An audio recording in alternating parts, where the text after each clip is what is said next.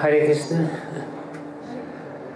So let me first say a few words about this little presentation which I'm going to have. I'm not going to teach you japa. Please don't misread the title of this seminar.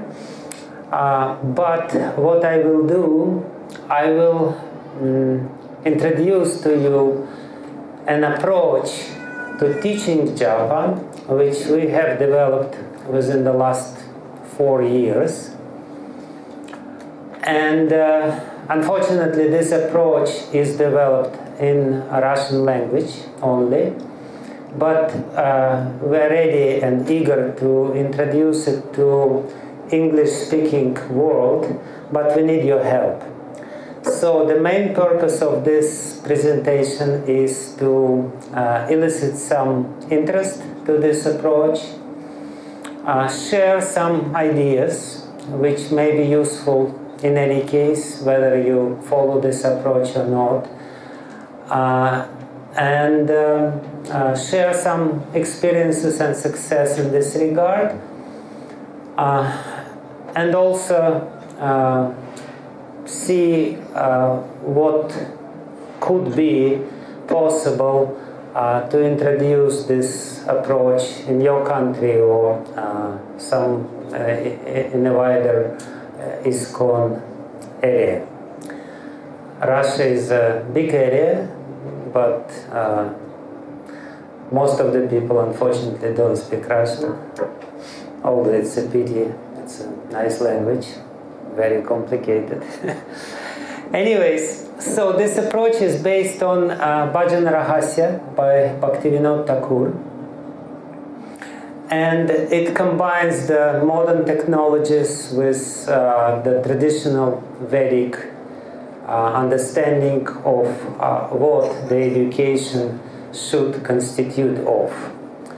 So that's a brief introduction, and this approach we call Japa Meditation School. And basically this approach was developed because we felt that there is... this approach was developed because I personally felt that there is certain lack in ISKCON. As we all know, japa is by far the most important element of our practice. Japa meditation is our daily routine, but at the same time, up to the certain period of time in ISKCON, in our development, there was hardly any education how to do japa. And it's a very specific practice which is described by Bhaktivinoda Thakur in his Bhajan Rahasya and in some other books. Then after some time, Sachinand Maharaj, who felt certain need for this, he introduced this japa-retreats. And since then, japa-retreats proliferated. There are many devotees who conduct japa-retreats. Giriraj Maharaj, Gurijan Prabhu, so many others. Then Brihad Bhagavatamrita Maharaj, many people work in this area, but I personally still was not satisfied because of a very obvious reason. We come to a japa retreat, we get some experience, we get excited, but usually we go back home, not back to Godhead, but back to our bad japa. That's what happens. Usually we come back to our old habits and our old mechanical japa. Skill does not develop, and moreover, in my humble opinion, 7 days, even if it's a 7 days retreat or what to speak about over weekend retreat, it's not enough to really understand what it means. It's a serious education, so here I'm going to present to you a different approach to education in this area. So that's a Shastra-based educational program or educational approach. And the main point here is systematic. And I will explain shortly, in a short while, what it means. But here I say that it's based on Bhajana Rahasya of Bhakti Vijnana Thakur. After deep study of Bhajana Rahasya, we came up with this idea. So that's a couple of quotes. There could be many, many more quotes by Srila Prabhupada, simply by chanting the holy name of Krishna. Hare Krishna, Krishna Krishna, Hare Hare, Hare Ram, Ram Ram, Hare Hare. A devotee of the Lord can approach the supreme destination easily and happily, but destination cannot be approached by any other process of religion. And unfortunately, we know that the reality sometimes differs. Some time ago, we made some survey in Russian Yatra, and we found out that the average lifetime of a devotee is 6 years. Not a very impressive figure. You know, if you are older than 6 years old in Krishna consciousness movement, you're lucky. But usually people after 6 years, the novelty and the new experiences, they vanish, and the routine doesn't bring the satisfaction, even though we hear everywhere in Prabhupada's books, you know, chant and be happy and this and that, and you know, sometimes people wonder, what does it mean, chant and be happy? Shall I artificially express happiness, or what does it mean? So anyway, so that's the thing, and I was deeply thinking about the philosophy of education. And the next slide illustrates my understanding of what the proper education in ISKCON should consist of. It's Panchatattva of education. 5 principles of Shastra-based education, which is meant to change the heart. Usually under education we understand you know, the transmission of information. But we know that real real education is the change of the heart, transformation of the heart, transformation of consciousness. And for that, certain principles have to be in place. And unfortunately, again, this is my observation, oftentimes these principles are not really followed when we administrate or give some educational programs. The first principles is pramanyatva, or authoritativeness. Education should be based, it's common sense, should be based on sadhu, shastra and guru. But oftentimes we hear some ideas, and oftentimes, especially what is very disturbing for me is that oftentimes in our education we try to substitute this authoritativeness with some sort of new inventions, all kinds of interactive methods. There's nothing wrong with interactive methods, but when they are being sold as the substitute for the classical method of transmission of knowledge from the heart of the teacher to the heart of the disciple, that's not so good. So, and we also know that sometimes, you know, people they speak not from the Shastra, they speak not from the Guru, they speak from their own speculative mind, this and that. So that's first principle is easy to understand and relatively easy to apply.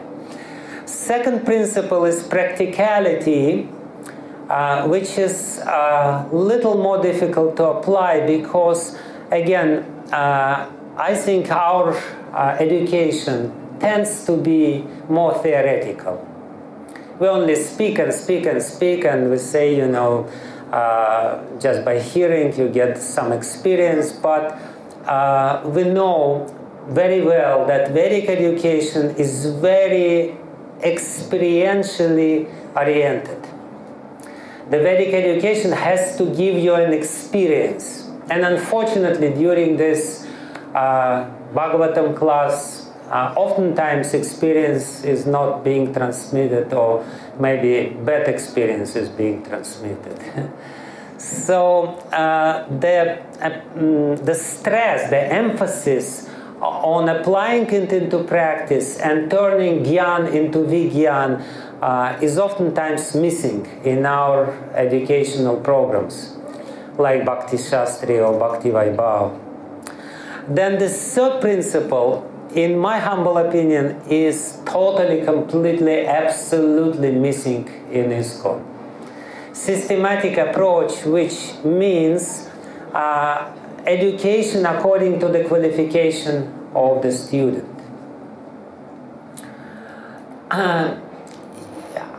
I personally know a few bhaktas who already graduated from Bhakti Vedanta degree, and they didn't even get the simple initiation. And they're not ready for simple initiation, but theoretically they're already Bhaktivedantas in their mind. And in any sane school of yoga, this accent on being systematic in your approach, giving the knowledge only appropriate to the level of your spiritual advancement or to the level of the development of your consciousness, is, in my opinion, is extremely essential. Because when people know more than they really practice and realize, it's detrimental for their spiritual progress. They have an illusion that they already know everything. You know, we can sometimes speak about sneha, man, pranaya, raga, anurag, bhav and rudabhav. Prahladananda Maharaj gives a very beautiful example of this. He often quotes his first letter to Srila Prabhupada. He wrote to Srila Prabhupada, being a bhakta for 1.5 years in Buffalo Temple or something like this. He said, Srila Prabhupada, thank you very much. Everything is clear for me. What is still not very clear for me, how do you go from the level of bhava to the level of prema? And of course, the answer of Srila Prabhupada was, don't worry about this. It's a little over your head now. But it's a joke in one sense, but this is a very real joke, because oftentimes people, they start thinking about themselves that they're on this level, whereas the simple requirements of even proper Shastriya Shraddha is not being fulfilled by them.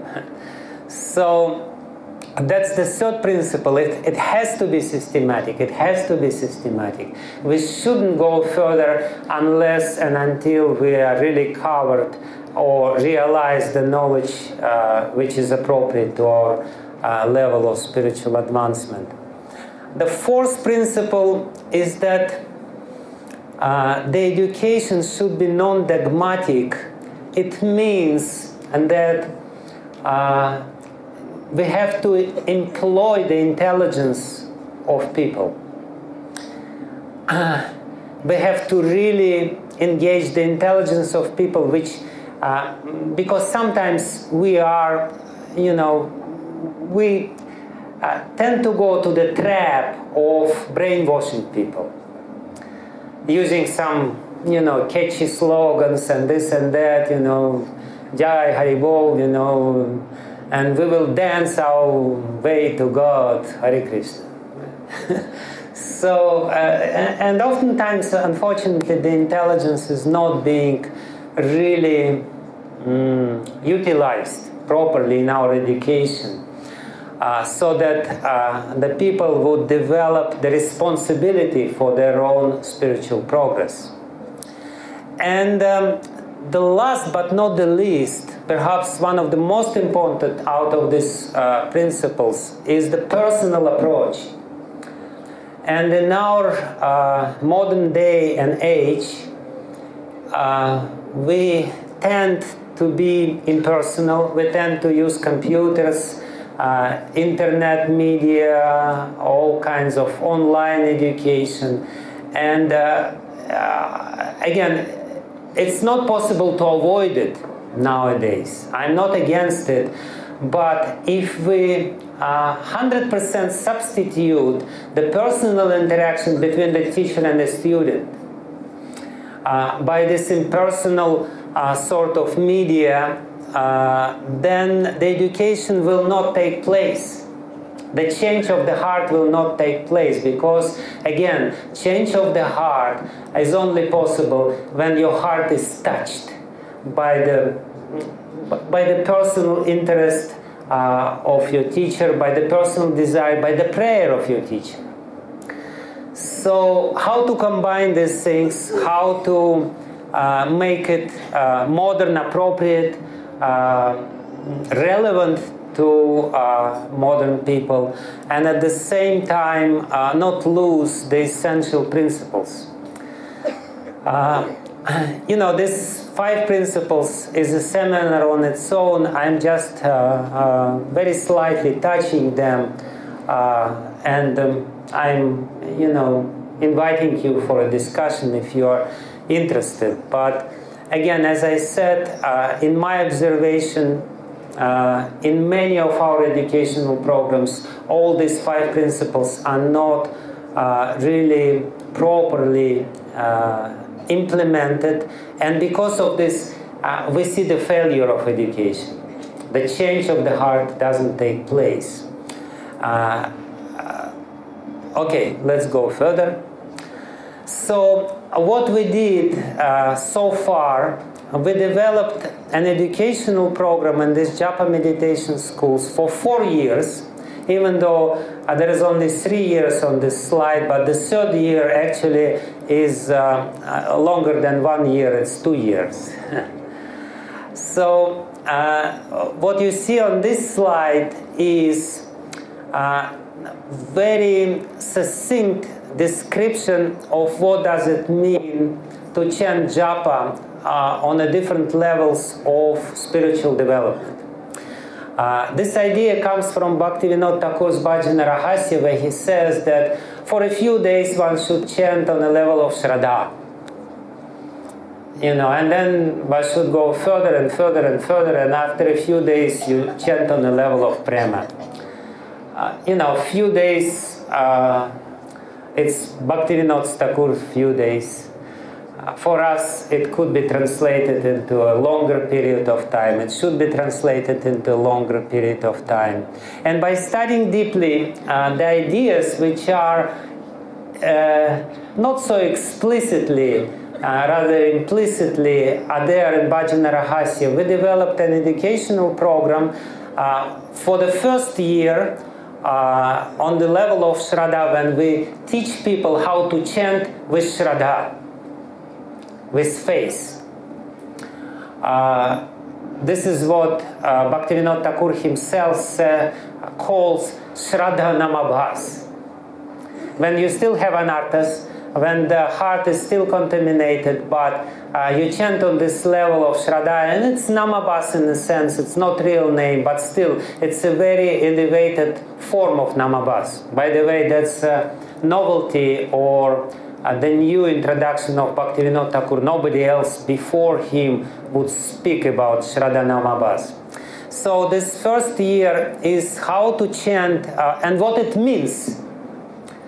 What does it mean in regard to your mood and your knowledge and everything? What does it mean to chant on the level of Shraddha? And the very short description of this stage of spiritual development is to break free from the material context and to understand the spiritual context of life. What is Shraddha? Shraddha means elementary Sambandha Gyan. And what is Sambandha? Sambandha means context. The contextual understanding of reality. Not the partial, fragmental understanding of reality, but contextual, complete understanding of reality. And Shraddha means a very radical transmission or transition from the material context and material understanding of our life and the meaning of life to the spiritual understanding. So, and basically that means, in other words, it means developing Shastriya Shraddha as opposed to Lokika Shraddha. Very often people, when they come to ISKCON, they have Lokika Shraddha. Lokika Shraddha, it's Samajika Shraddha. It's the Shraddha of faith which is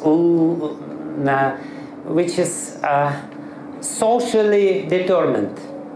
Everyone is chanting and I'm chanting. Everyone is, dancing and I'm dancing. I don't know why I'm dancing. I don't know why I'm chanting. I have so many different ideas in my head. And therefore, practically every religion which we have on the earth is falling into the trap of Lokika Shraddha. And one of the most important characteristics of Lokika Shraddha is the emphasis on miracles. If you go to any temple, any religious institution, they will start listing to you different miracles performed by different saints. And that is supposed to create Shraddha. If you need miracle to stay in Krishna consciousness, you have Lokika Shraddha. If you depend on all these miracle stories and everything, it means that Shastriya Shraddha, logical Shraddha, Shraddha, faith based on the intelligence, on Shastra Yukti, logic of the Shastra, is not developed. So what I mean to say is that even though it may sound to us experienced ILS participants as a very elementary level, it's not so. We may not have really firm and solid Shastriya Shraddha, and therefore many senior devotees who went through this program starting from the first year were very grateful. They said that even though I was in ISKCON for many years, I learned so many new things. So this is the first year. The second year is Sadhu Sangha according to the ladder of devotional service described by Srila Rupa Goswami in Bhakti Rasamrita Sindhu. And this is basically, that salsa may sound very easy. Sadhu Sangha, Shasva Sastra Hoy, Sarvasiddhi Hoy, Lava Matra Sadhu Sangha Sarvasiddhi Hoy. But, really what it means. Sadhu Sangha means developing very strong sense of dependence on the society of devotees, as opposed to our independent nature, nourishing our independent nature. And that's a very practical sort of work. How to develop positive dependence on the society of devotees. And on this level, we teach how to chant Hare Krishna mantra, being dependent on the devotees, being totally dependent on the devotees, respecting the devotees, avoiding all kinds of apparats, and understanding that my spiritual progress is entirely 100%, 108% depends on the association with devotees. And what it means to associate deeply, to open the heart. So that's all the topics of the second year and corresponding practice of chanting of Hare Krishna mantra. And the third year, which we are in the process of developing, and as I said, this third year, the third year program will take 2 years. It's Bhajana Kriya, which basically, again, very difficult subject matter. Because what does it mean, Bhajana Kriya? Bhajana Kriya means to do everything which we do in a spirit of service. Like now we're hearing, and we're used to hear in the spirit of enjoyment. I'm you know, giving lecture for many, many years, know it very well, because when you lecture, you know, people almost, you know, when you give too much philosophy, people, you almost physically feel that people wait for a story or for a joke. You know, otherwise they're not satisfied because they came for manoranjanam, for entertainment. So that's how the spirit of enjoyment manifests when we hear. What does it mean? How to develop the spirit of service when we hear? Hearing is our first and foremost service, the first and foremost element of our bhajana kriya. So these are the topics or the practices which we deal on a third level of our school, when people are practicing how to hear, how to speak in a service mode, how to remember Krishna with this service attitude, not just for enjoyment, not just imagine some Rasa Lila going on and I'm somewhere there trying to enjoy. So, and then we are planning to develop the next level, which is Anartha Nivritti after a few years, but so far we are on this stage in our project. Okay, I will very quickly go through these goals of this japa meditation school before I come to the real essence to understand how it's going on and what is going on there. The goals is basically to give the Shastriya-based understanding of Nama Tattva. That's absolutely the first. And then that's from Sambandha. But then Abhideya is basically to get free or to break through the habit of mechanical chanting, which we all have and developed already, and develop the skill of conscious chanting with feelings. That's the second goal. The third goal is to give very clear understanding of the different stages of chanting. What does it mean to chant on the level of Namabhas, Shraddha Namabhas, and so on and so forth, and on the level of Shraddha, level of Sadhu Sangha, level of Bhajana Kriya, level of Anartha Nivritti, level of Nishtha, etc. They all have different features, so to speak. And then, of course, to explain and learn how to avoid traps and obstacles on this path.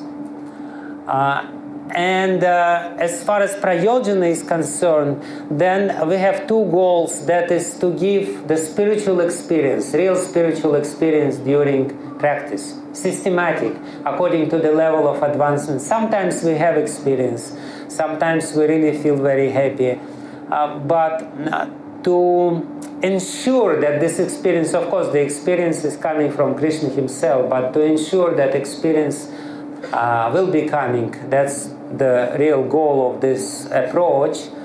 And the sixth goal is very important, to develop the culture of mentorship. How to teach japa and how to learn japa from those who are more senior. This culture of counseling or mentorship is also a very important element of this approach. So, are you with me still? Yes? Okay. Okay, let's go further. Let me explain. This is just a few facts. This is how it's going on. This is, as you see, it's chant and be happy sort of experience. And the next slide shows the geography of this japa meditation school. It's quite widespread. It's all over the place, including Canada and Australia. But unfortunately, those few people from Canada and Australia, they speak Russian. The rest of it is from Russia and the Russian hemisphere or Russian-speaking hemisphere of the world. But again, we are open and ready to facilitate this development in the English-speaking world. And if you have some ideas, please don't hesitate to approach after this seminar. So we have altogether more than 1,000 students in the school so far. All these 1,014 people, they're taking education, 326 on the first level, around 200 on the second level, and around 500 on the third level. It's just because of certain way the school developed, there is some unevenness. But the people who are taking education, they're all taking educations in the school, but they're on different levels. The normal students, and I will explain, it's very essential element or feature of this approach. The students is of course majority. Then we have coordinators who are practically the same students, but who has taken a little more responsibility than rank and file student. They don't have to have particular skills or whatever. The only requirement is they're eager to facilitate other people to be in the school. There are curators, curators who are more experienced and who can share their experience with these two levels. And the most experienced people are among those people who are senior curators. Very soon you will understand what it means in practice. And this is the management chart. And as you see, it's quite an elaborate enterprise. And the whole enterprise actually is to ensure that the knowledge is transmitted from parampara in a non-distorted way to the students. And there are so many levels and so many check and balances to make sure that this process is going on smoothly. There is an ideological leader, and then the teachers, very experienced people who have a lot of experience in japa meditation. And there are quite a few of them, and we are working together on improving our japa. Then there is executive committee, which is managerial board, making sure that everything is going on smoothly. Then there are supervisors for each year, the people who specifically, taking care of the needs of all the students on each year of the school.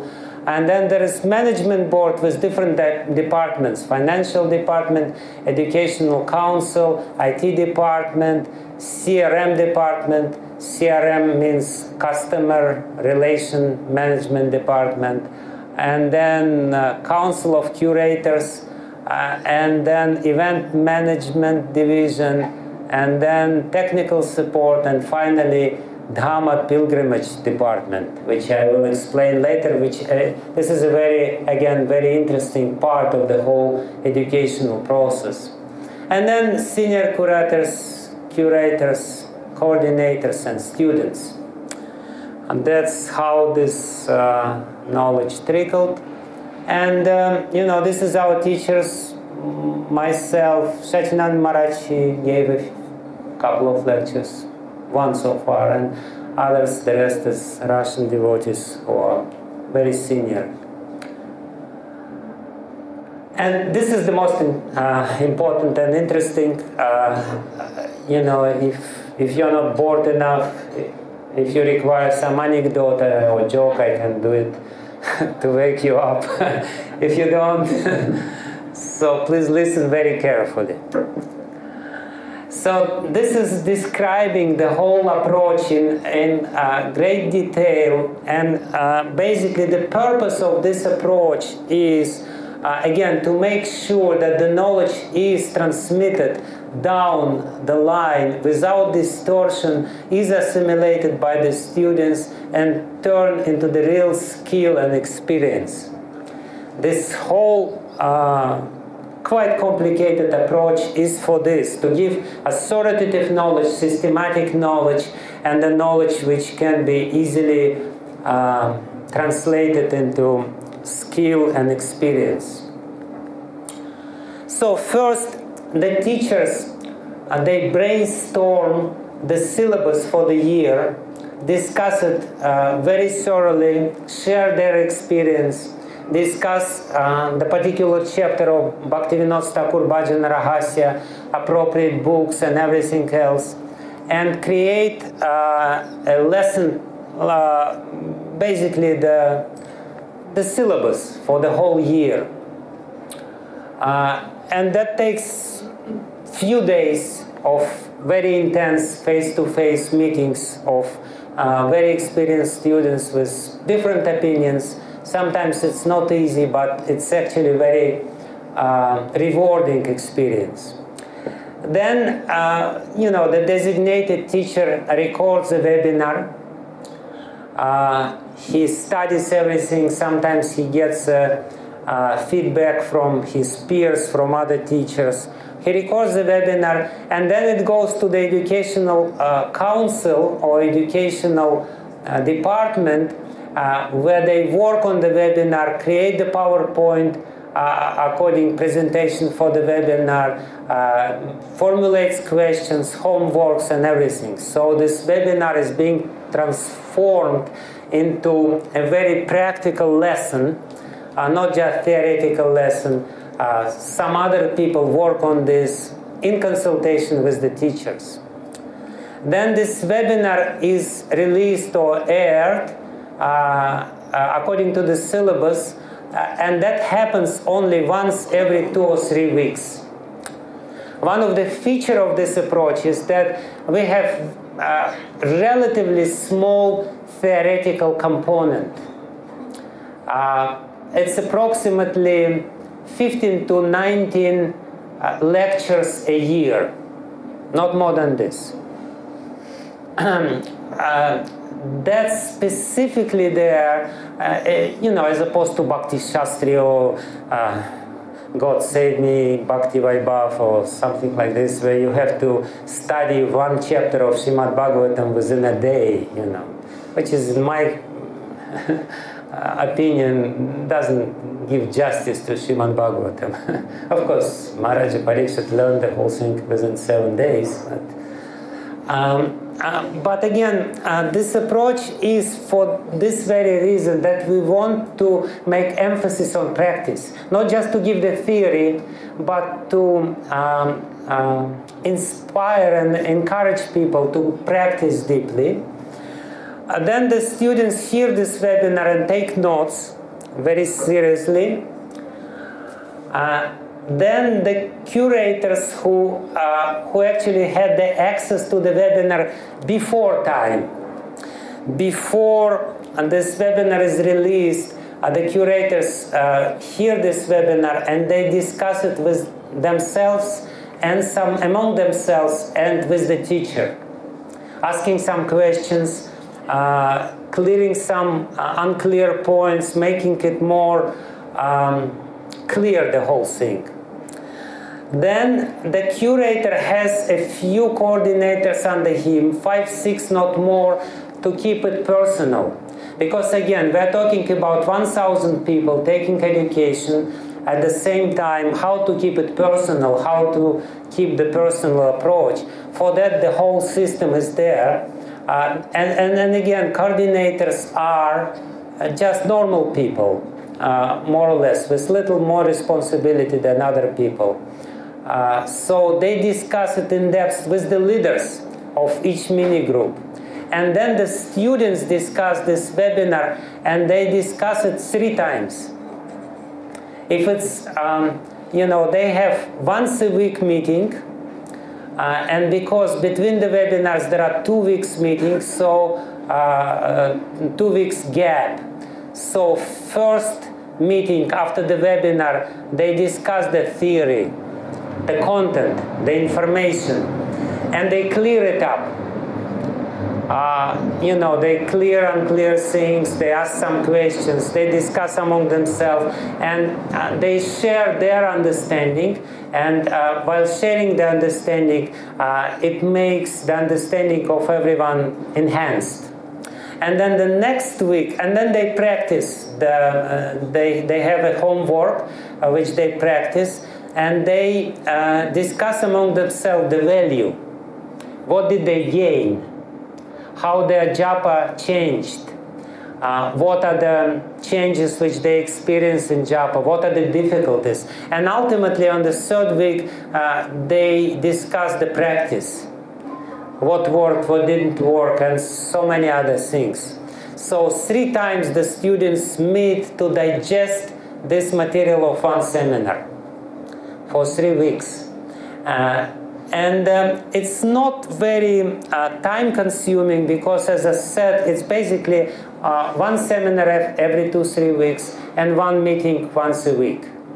So it's affordable time-wise, but at the same time, it keeps us, so to speak, on a certain level of, how to say this, it doesn't give you room for relaxation. You know, you are on a regular basis, on a daily basis, you practice this japa meditation. And this is the description of the same process, but from the student's point of view. So first the students hear the content of the webinar once every 2-3 weeks. Then they have meetings on Skype or sometimes in person if it's possible. Then they do daily homeworks which takes 20-30 minutes per day, applying the new knowledge to the everyday practice. The knowledge is given, so what does it mean, how it is transmitted into practice? Then they keep diary to make their japa more conscious. Then they have personal communications with both coordinator and curator. Curator is again more experienced person who is capable of answering their questions, dissipating their doubts, and so on and so forth. Then they have periodically little retreats, mini retreats, and holy name days. But if possible, that's an optional part. And then they write midterm exams and taking final exams at the end of the year. But the peculiarity of this examining system is that it's self-examination. You yourself should examine whether you really digested and assimilated material, whether you improved your japa, or it's better for you to stay 1 more year. Many students actually prefer to stay 1 more year on the same level and to go through the same material. Of course, it's being enhanced and improved every year, but nevertheless, there's no push, Prema chanting Ki Jai, Hare Krishna, or let's go to Mahabhav as soon as possible. No, if it's necessary to stay on this level, stay on this level. And that makes it systematic, and that makes it also, it makes it more practical as opposed to, 7 days retreat or whatever, few days retreat, which you get some experience, but not develop the skills. And again, to reiterate, this is the important elements of the learning process of this approach. Webinars, discussion in mini groups, which is very important, because by discussing you really get some personal, you get in touch with the experience of people. Even if they may be not on a very high level, even though you have, but you have the approach to more experienced people, but still you're touching the heart of other people, and that enhances your own understanding. And then this is a very important element of the whole school, and we give special emphasis to these people, and we invest a lot of time and energy on them, making special retreats for them, special programs for them, so that they are inspired and they inspire the students. And then face-to-face activities whenever possible, and then pilgrimage to the Holy Dam, which is again a very interesting element to the whole approach, because we're going together with the small groups to the Holy Dam, and again the emphasis is to be in a particular place, to meditate on a certain leelas, and to meditate on the holy name, and to chant the holy name together, and to kind of repeat the same experience which they had during the year, but in the holy, sanctified atmosphere of the Holy Dam. Yeah, so it started in the year 2016, and now it's 4 years. We're running 4 years, and that's you know, that's already set. And that's the plan, future plans. We want to develop introductory course for the development of techniques of meditation. What is the posture and so many other things, and some preliminary stuff like ABC of meditation culture and Vaishnava culture. It will be probably half-a-year course. Then we're constantly working on this mentorship system, as I said, improving the student-mentors relationship and deepening the whole you know, relationship in this sense. We want to increase the number, but we're not in a hurry because we're limited. We don't want to lose the quality. And then regular pilgrimage, implementation, better implementation of CRM system, and ultimately starting the Japa meditation school for English-speaking devotees, if it will be possible. As you see, it's not an easy thing. It requires dedication, and it requires enthusiasm to do it, but it's a very rewarding experience. And many people who went through this experience, they said that my life changed after so many years of mechanical chanting. Finally, I'm getting into a different area of conscious chanting with feeling according to my particular level of advancement, and so on and so forth. So, as you see, we're trying to take this process seriously and doing whatever is necessary according to our limited understanding. This is he's the head of Educational Council. He speaks English. If you want to be a part of this program in the future, if you want to, you know, be in loop and to become a student, or if you have some particular skills, please feel free to contact him. That's basically it, what I wanted to present to you. I don't know if it was of any value, but I tried it. Thank you very much.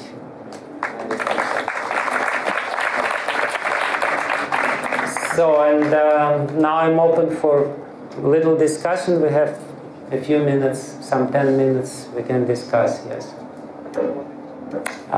There is a microphone here.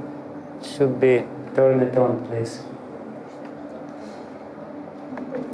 Yes, yeah, this devotee will ask first. Hare Krishna. Thank you, Maharaj, for this presentation and introducing us about this Japa meditation school. In the beginning, you were talking about the 5 core principles of education. That time, you were talking about adhikar. Unless we have recognized the adhikar, we should not be giving higher education. Can you just tell us something a little more about it? How do we recognize where is the particular individual in his Krishna conscious growth? And a systematic approach, the third point, according to the adhikar of the practitioner. Actually, once somebody told me about the principles which are very strictly followed in Iyengar Yoga school of yoga. And in this Iyengar school of yoga, and I was very impressed. First, I was impressed by seeing how Prahladananda Maharaj is trying year after year to become the first level teacher of the Iyengar school of yoga. And then he ultimately shared with me, he said, it's easier to become Jagat Guru in ISKCON than the first year teacher, the elementary teacher of in Iyengar school of yoga. They have very, very serious approach to education, and they really make sure that if you're a teacher, you have the proper presentation skills, you know everything, you practice everything, you know everything to the minutest details. And one of the principles which they employ is that we don't go with the student further until we are completely 100% sure that they learned something which they have to learn before. And in case of yoga, it's very easy, you know, you don't make a more complex asana until you are really perfect in this asana. And there are particular lakshanas or signs how to determine this. Even though in case of devotional service, it's less clear in one sense, but in my opinion, it's not so difficult to determine, because Vishwanath Chakravarti Thakur explains very thoroughly the stages of spiritual development. And by the way, I want to welcome you to my afternoon seminar, which will take place at 3:30, where I will speak about the stages of spiritual development and the crises which one goes through. It's basically the psychology of spiritual growth. The crises which one goes through by coming from one stage to another. What is the new skill which is supposed to develop, and what is the new quality which is supposed to develop. This ladder of devotion is according to particular qualities, and before you go into this next stage, you should develop a certain skill which is particular to the next stage of development. And actually Bhakti Vijnana Thakur is very clear about this in Sri Chaitanya Shikshamrita, where he says that each stage of spiritual development has particular rules. And while going to the next stage, you shouldn't stick to the rules of the lower stage, and you should really know the rules and regulations and conditions of the next stage. Only in this way the development will be smooth. You should be equipped to follow the particular requirement of the next stage, and that's like, for example, I said the first level is Shraddha. Shraddha means Shastriya Shraddha. Shastriya Shraddha means you have to have very clear and complete understanding of Shastra. What is the message of Shastra?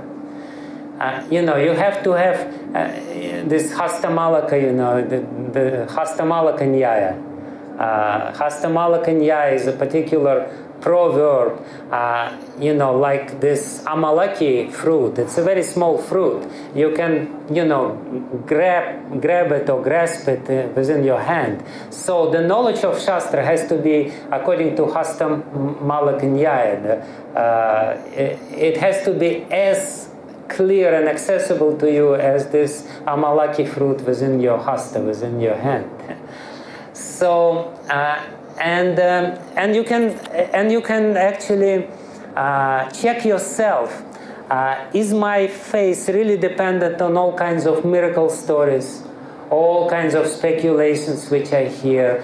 Do I fall prey to different speculations which people do, or sometimes, you know, if somebody comes to me from some, you know, some camp, Ritvik camp or whatever camp is there are so many of them, and says to you, you know, why should you take initiation from this guy?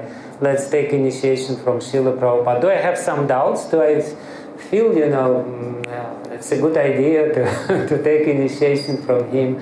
So, we can really check what kind of doubts we have, in which area the doubts are. So that's how to determine. And that's what we do in exam. In exam, we give specific questions which help people to determine what is their level of advancement, whether they should go on the higher level or should remain on the same level. Yes, you can give, yeah. This is the microphone, please.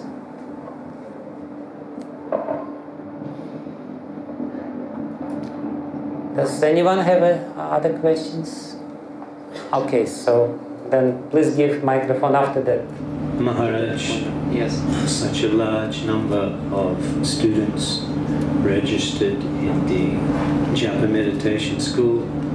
We offer our congratulations to you for this tremendous effort, and we're interested to know, amongst the registered students, are they all students who are already acquainted with our movement, or are there new people that you are recruiting via the web-in airs who are registering and taking to the Japa education that are not acquainted with ISKCON?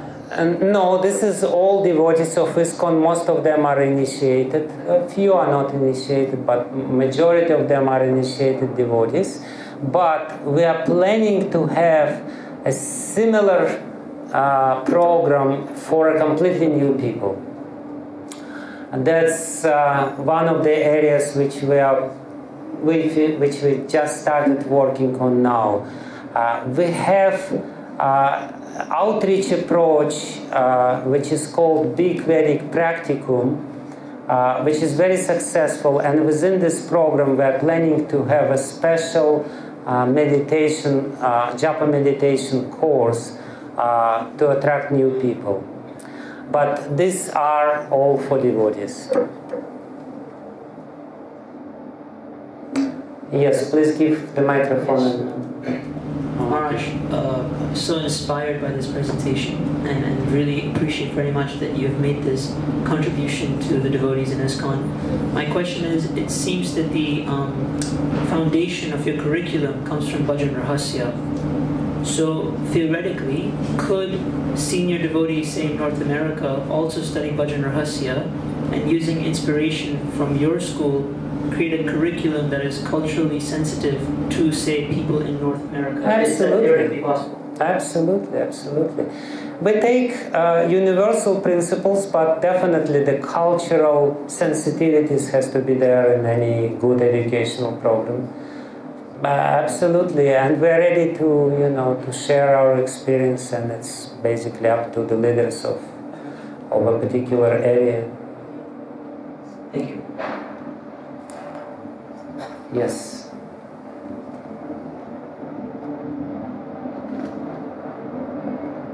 Maharaj, how from our local yatra can we participate in this program, or how to be utilize this program in our local yatras? Is it possible?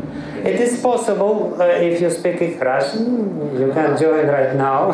If you don't, wait a little bit. As I said, this has wide geographical approach already due to the modern technology, but at the same time we try to keep the personal approach intact. But already it's everywhere. People from local yatras, they're joining this, and it's possible. But it's just, it has to be somehow or other transmitted. And we were talking about this with Sachinand Maharaj, but I don't know if it's, so far it doesn't start yet, but let's see how it works.